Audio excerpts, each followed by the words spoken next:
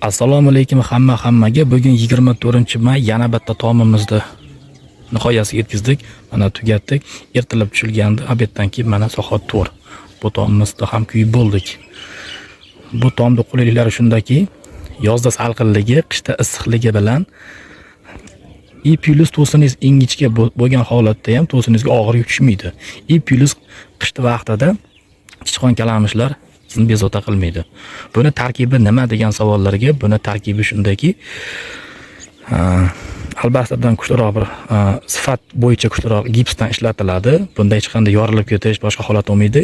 Kimdirlar aytayaptiki, bunda yorilish bo'lmaydimi degan savollarga, gips agar haqiqatan yaxshisi bo'lsa hech qanday yorilmaydi. Buni tarkibi gips, I+ sement, I qo'shiladigan Xitoy parashogi. Bizga uyda egasidan nima qilib beriladi degan savolga, uyda egasi bizga to'sin qo'yib bergandan keyin vassa bosib beradi va korobka beradi. Qolgan hamma narsa xizmati bilan ichida.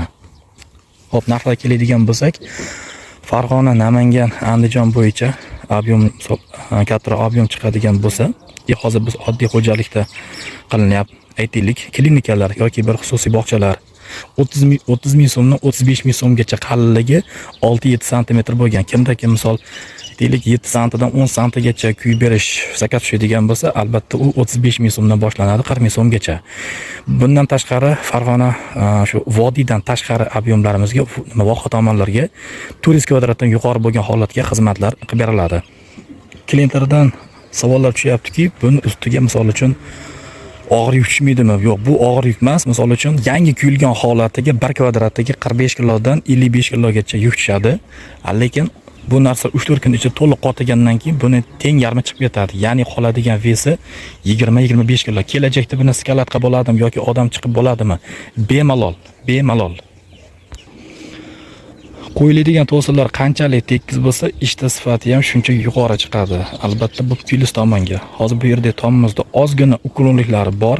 Imkon qadar buni tekislab ketdik. Qancha tekis bo'ladigan bo'lsa, to'sin qalin bo'ladigan bo'lsa, albatta bu sifat yaxshi degani. Yana bir klientlardan kelgan savolga shu javob bermoqchimanki, tagiga salafon qo'ysa bo'ladimi yoki ba'zilar material qo'yar ekan-ku.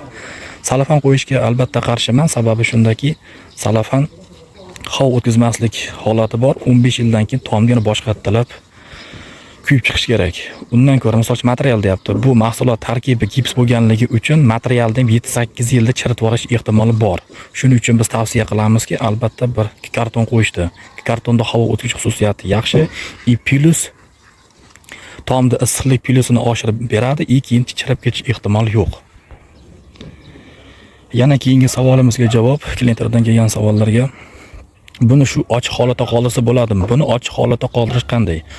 6 oy, ya'ni yarim yil muddatgacha ochiq holatda qoldirsa bo'ladi. Bu albatta qanchalik quruqchida kelajakda masalan shipir qilinadi-ku, shipir qilinsa, albatta buni garantiyasi 20 yil.